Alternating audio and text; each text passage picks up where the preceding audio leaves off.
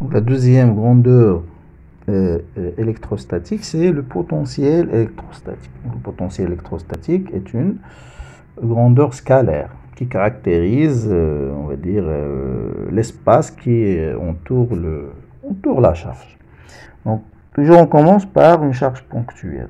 Une charge ponctuelle, le potentiel créé par une charge ponctuelle, c'est V égale Q sur 4pi.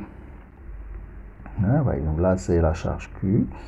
Hein, donc là, c'est la distance R. Là, un point M.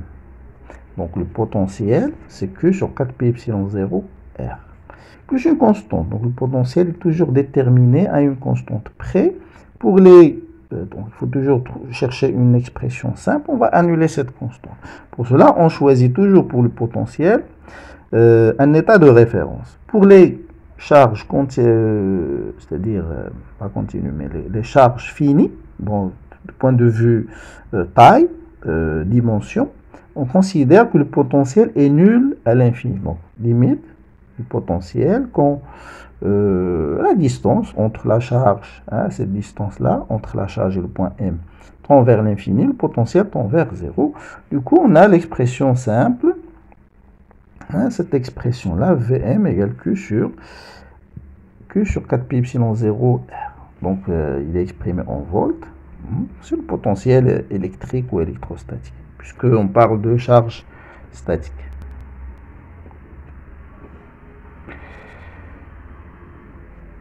Puis, donc on passe d'une charge à plusieurs charges. Si on a n charges, hein, donc n charges,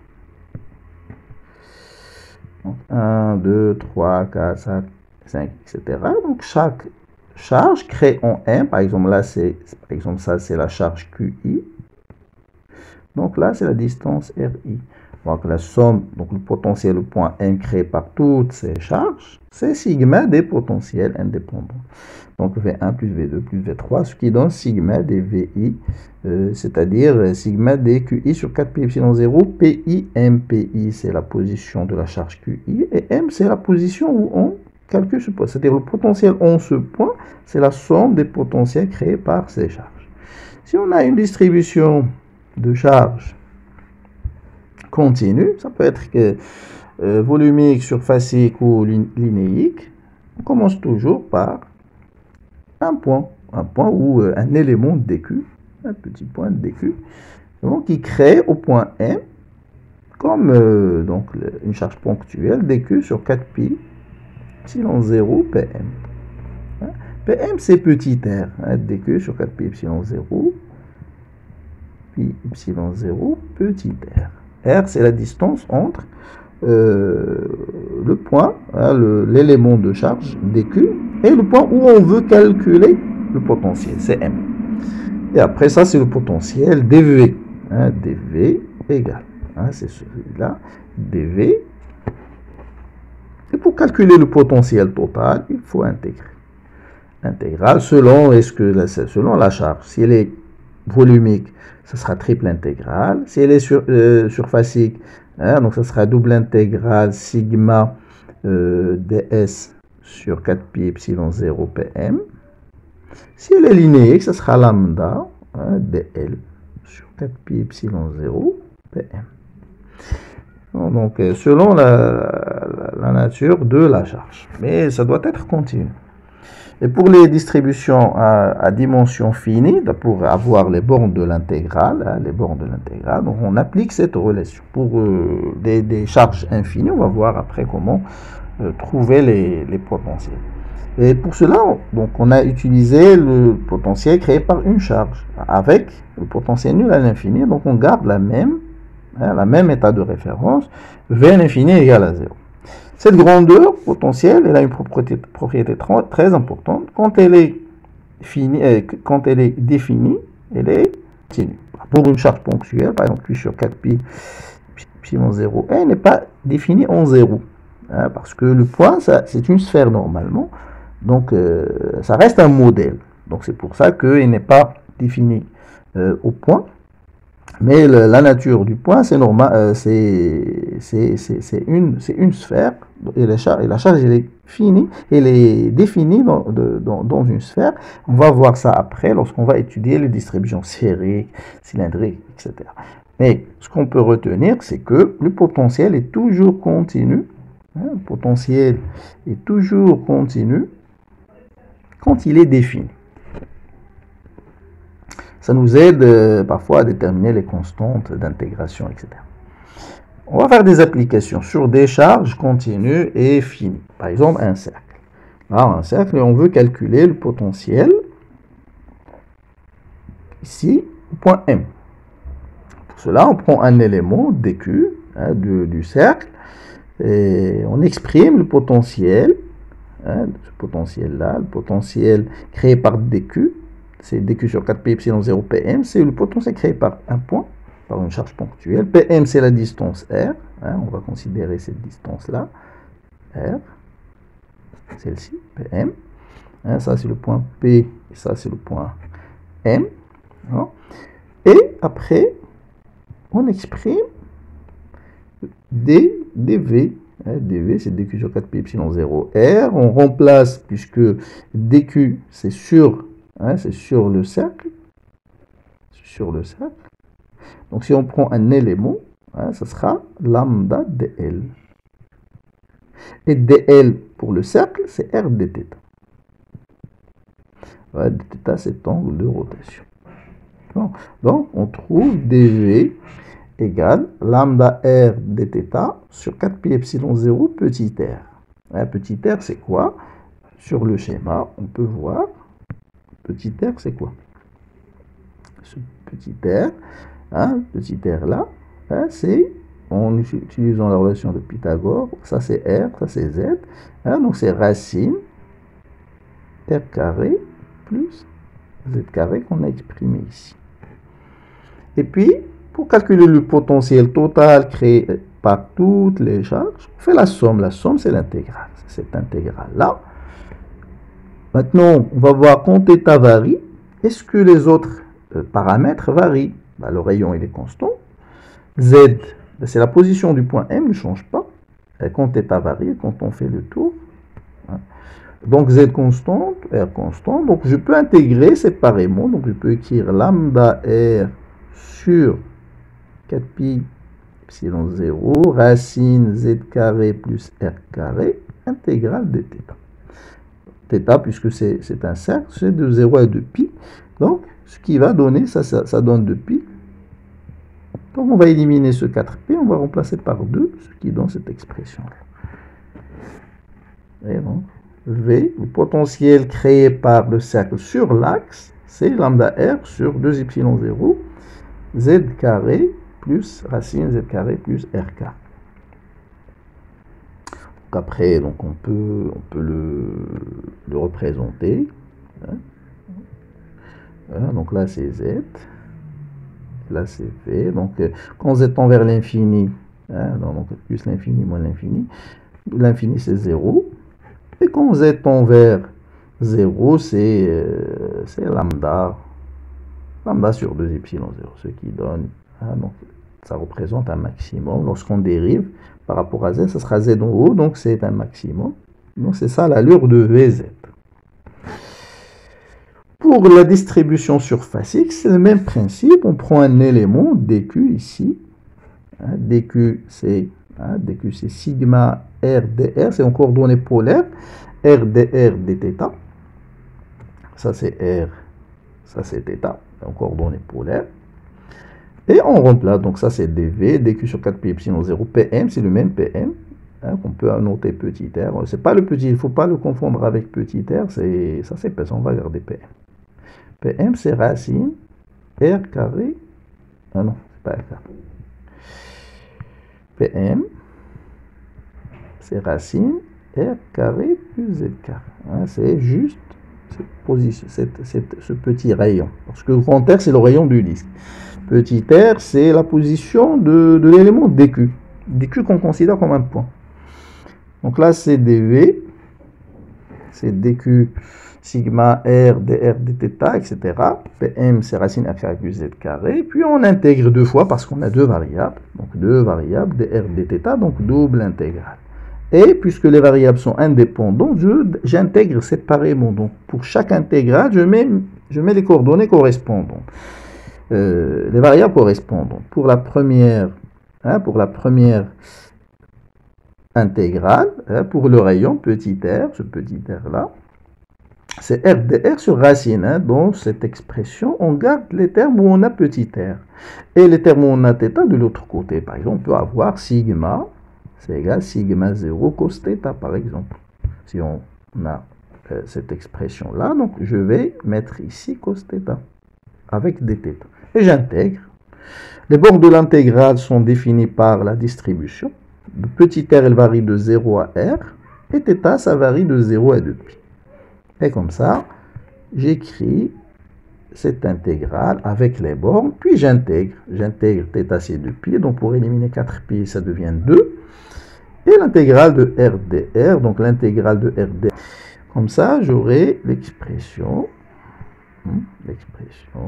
de v, c'est racine r carré plus z carré, selon z, est-ce qu'elle est positive ou négative. Pour positive, on va éliminer la valeur absolue, on va mettre z, moins z, et pour z négative, on va mettre moins, donc ça sera plus z, on peut voir ici. Donc là, les pentes, les pentes sont différentes, à gauche et à droite. Lorsqu'on dérive, ce sera z sur racine r carré plus z carré.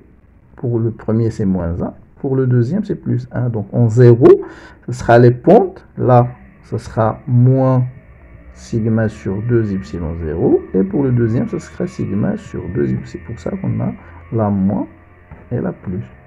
Donc, je n'aurai pas un extrémum.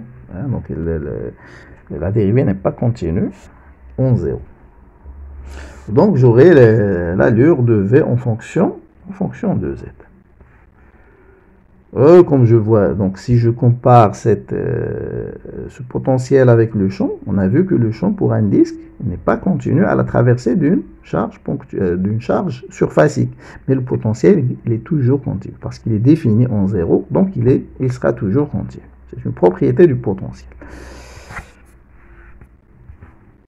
Et après, donc, on va voir une autre méthode de calcul du potentiel ou du calcul du champ, donc la relation entre le champ et le potentiel.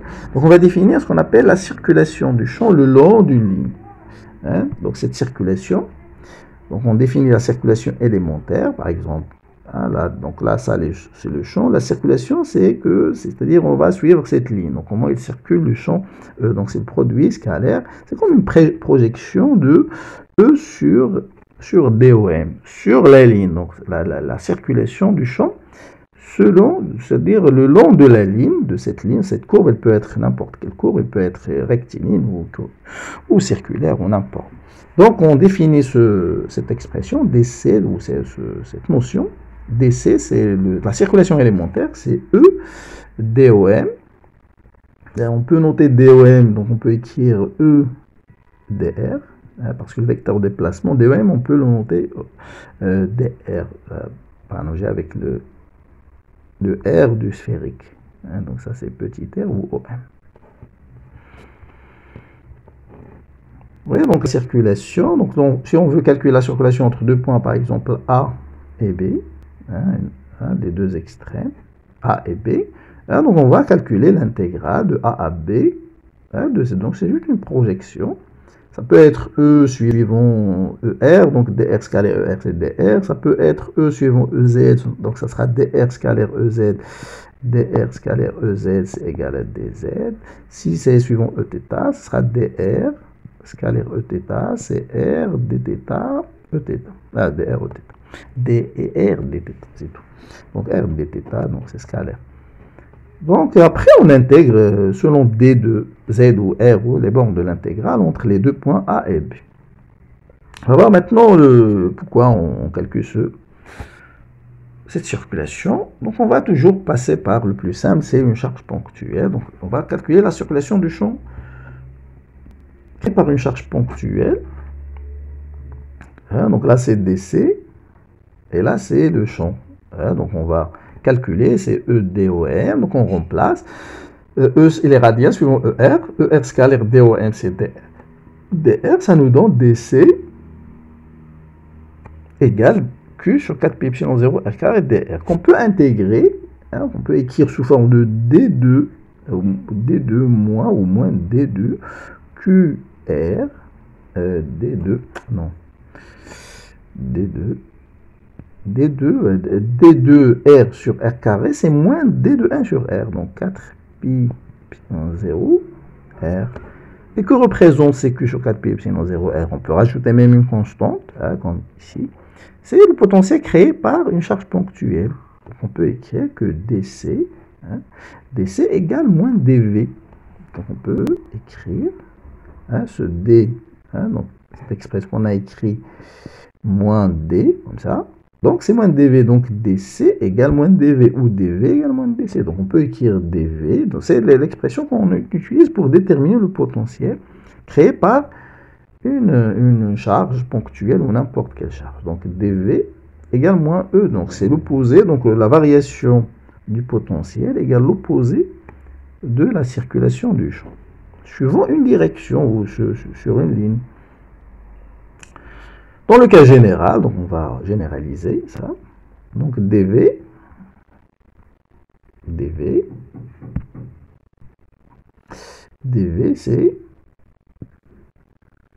c'est moins E dOM. Donc en intégrant, dV c'est VA moins VB.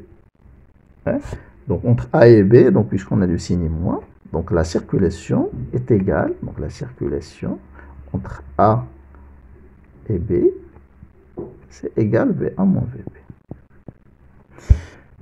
Ça, c'est une propriété importante. On peut voir, donc si on peut calculer cette circulation suivant n'importe quel chemin, puisque c'est égal à toujours. Donc ce point-là, il est caractérisé par VA.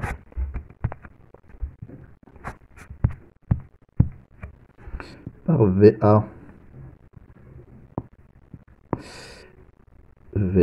Et là c'est VB. Donc ce sont deux propriétés qui ne changent pas. C'est le potentiel en A, le potentiel en B. Donc le potentiel de A et le potentiel de B. Donc la circulation du champ est indépendante du chemin suivi. On peut choisir le chemin qu'on veut. On va trouver la même chose. On peut dire que cette circulation est conservative. Elle ne dépend pas du chemin suivi. Et surtout, une propriété du champ électrostatique, si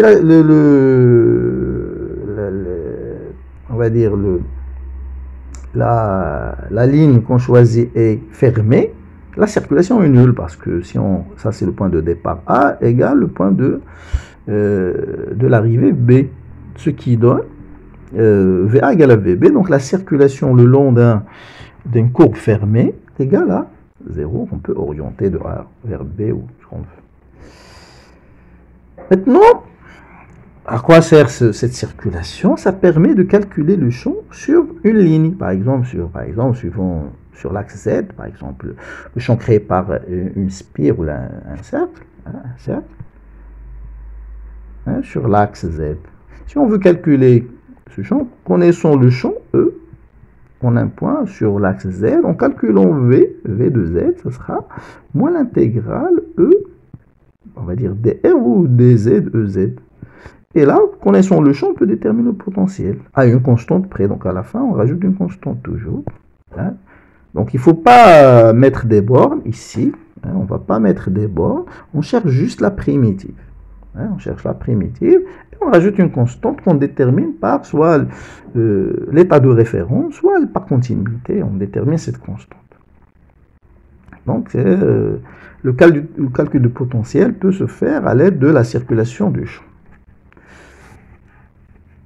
Exemple, par exemple, le champ, le potentiel créé par un fil infini en un point. Donc là, c'est ER. Là, c'est la distance R. Là, c'est infini. Donc, il porte la densité lambda. À retenir le champ créé par un fil infini, c'est lambda sur 2 pi epsilon 0 R. Donc, on va déterminer en tout point de l'espace hein, puisque c'est E, il est défini en tout point de l'espace, donc on peut calculer le potentiel en tout point de l'espace. Si le champ est calculé et défini pour, par exemple, on a l'expression sur une direction bien déterminée, on peut calculer le potentiel dans cette direction. Et si on a le champ en tout point de l'espace, comme le cas d'un fil infini, on va calculer le potentiel en tout point de l'espace. Donc, dV, c'est moins E dr. Donc, on va remplacer. Hein, dr scalaire ER, c'est petit dr. On peut utiliser dr du cylindrique ou sphérique. C'est toujours, on aura dr suivant ER. Là, ça peut être plus R dθ, Eθ, plus dz de z, etc. Scalaire ER, donc on va éliminer les termes, il reste juste dr. Donc ER scalaire dr, c'est dr. Hein, donc on aura moins lambda sur 2 pi epsilon 0 r, donc là c'est à retenir cette expression. On peut déterminer facilement après en utilisant ce qu'on appelle le théorème de Gauss, on le détermine facilement, c'est des expressions à retenir. Après on intègre sans mettre de bord, donc moins dr sur r c'est ln. On trouve, on rajoute la constante, donc ça nous donne moins lambda sur 2 pi epsilon 0, ln r plus une constante. On voit bien que le potentiel n'est pas défini en 0 parce que le fil infini, ça reste un modèle. La réalité, un fil, c'est un cylindre. Donc, il a une dimension. Donc, ça reste toujours, il a une dimension. Donc, ça reste toujours un modèle. Donc, les distributions linéaires et surfaciques sont des modèles où on trouve on peut dire des anomalies de calcul. Donc, la constante. Donc, cette constante, on peut choisir, par exemple, si on a, donc là, c'est suivant ER, là, un point M quelconque. Donc, ça, c'est son potentiel. On peut choisir, par exemple, à une distance donnée, par exemple, si je l'appelle A, V égale à 0, donc je vais dire V égale à 0. V de A, on va dire V de A égale à 0. Et on remplace ici, ça sera la constante égale lambda sur 2 pi epsilon 0, ln A, hein, ce qui donne l'expression V de R égale lambda sur 2 pi epsilon 0, ln R, ou ln A sur R, ou moins ln R sur A. Avec A, c'est un choix arbitraire, hein, une position où on va prendre le potentiel nul. Donc, hein, vous voyez, là, à l'aide du connaissant le champ, on peut déterminer le potentiel, mais soit en tout point de l'espace si le champ est défini en tout point de l'espace, ou une direction si le champ est déterminé. Par exemple, la composante EZ est connue, donc on peut déterminer VZ. EX est connu, on peut déterminer VX, ainsi de suite. Une autre relation entre le potentiel et le champ, c'est la relation du gradient. Donc gradient, on peut après définir les expressions des gradients. Donc dV ou df, n'importe quelle fonction, c'est d rond f sur d rond x dx plus d rond f sur d rond y dy, ainsi de suite. Et ça, c'est quoi? D rond f sur d rond, c'est le gradient. Donc, c'est ou dx, dy, dz, c'est le vecteur déplacement. Donc, c'est gradient f, ou le vecteur déplacement dom ou dr, ou ce qu'on veut. Donc, on peut voir ici, donc dv, n'importe quelle fonction, c'est gradient v dom. Et dv, on l'a déjà déterminé, c'est moins la circulation, moins E dom.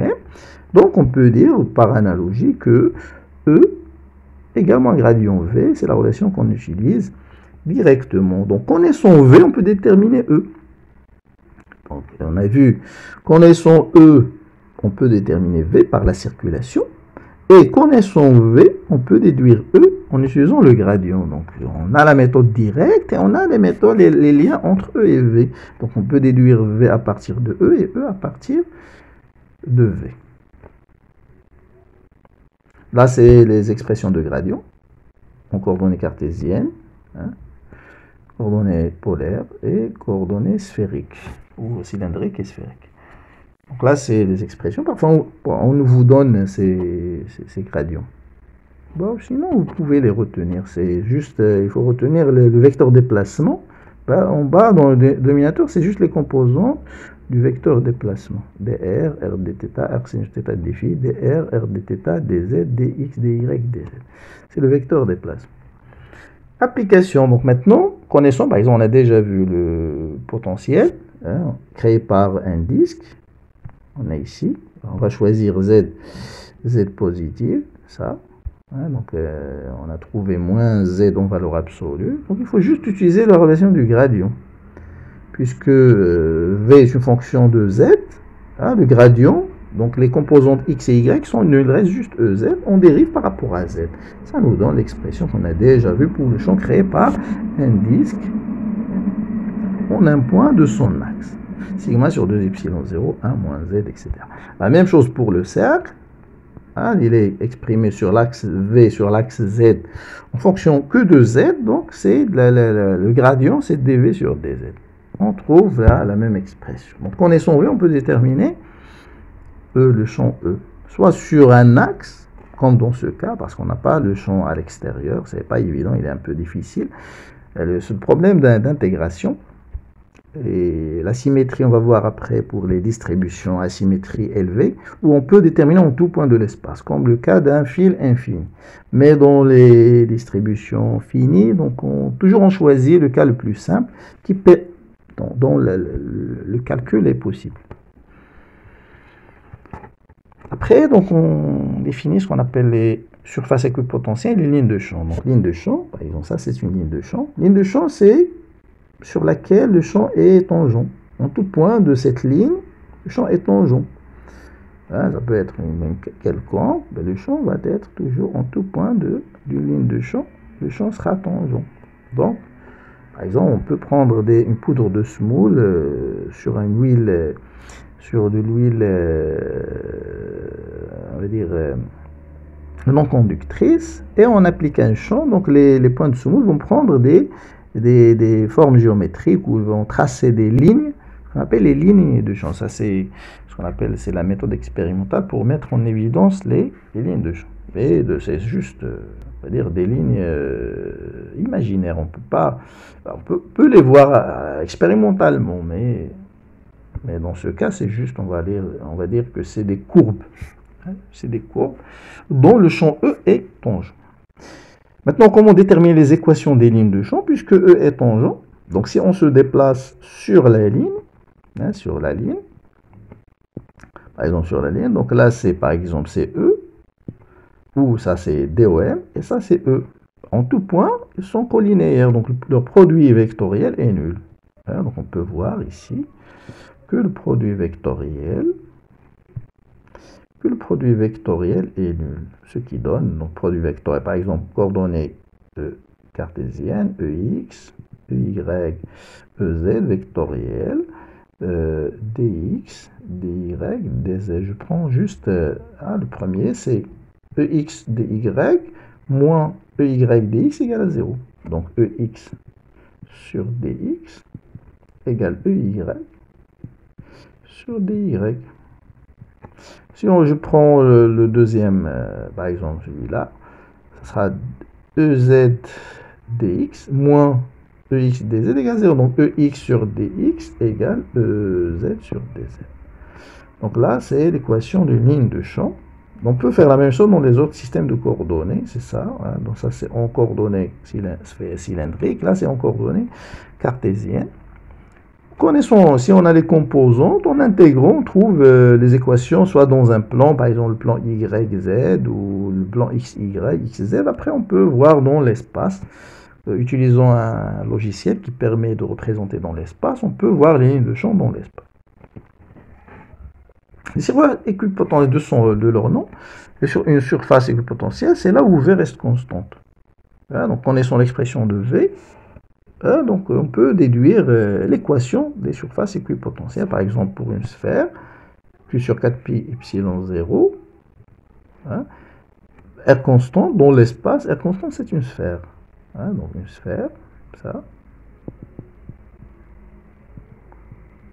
Ça, c'est R. Donc, en tout point de l'espace, là, c'est une surface équipotentielle. C'est-à-dire le potentiel a la même valeur sur cette surface sphérique. Maintenant, quelle relation existe entre les surfaces équipotentielles et les lignes de champ? Donc, on sait que la relation de circulation dV égale moins E dOm. Si on prend un déplacement suivant, E, il est tangent aux lignes de champ, donc il est tangent aux lignes de champ. dV, si on prend une surface équipotentielle, dV sera égal à 0. Sur une surface équipotentielle. Donc ça, c'est le déplacement sur la surface équipotentielle. Donc, si c'est égal à 0, ça veut dire que E, le champ E, est perpendiculaire à la surface équipotentielle. Parce que dOM, c'est le déplacement tangent sur la surface équipotentielle. Donc, E, il est collinéaire, il est, on va dire, tangent aux lignes de champ. Et DOM est tangent à la surface équipotentielle. Donc, les lignes de champ sont perpendiculaires aux surfaces équipotentielles. On peut lire ça ici. Propriété des lignes de champ. À la fin, on peut voir la représentation. Donc, les cercles, c'est juste la projection dans un plan d'une sphère. C'est sphérique normalement. Mais dans un plan, par exemple le plan EREθ, on va voir dans ça, on peut appeler ça V1, ça V2. Donc, chaque cercle, ça représente un potentiel donné. Et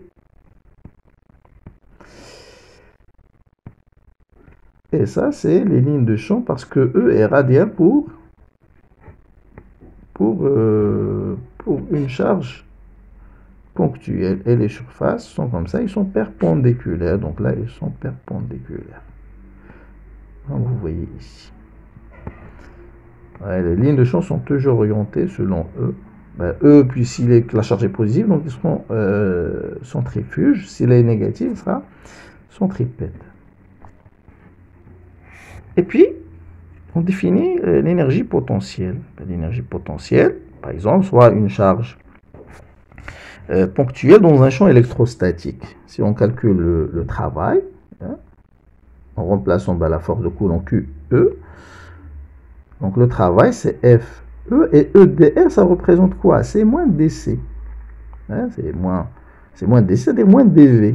Donc ça sera égal moins Q dV, c'est ça le travail. Donc delta W, c'est moins D, puisque la charge est constante, moins dQV.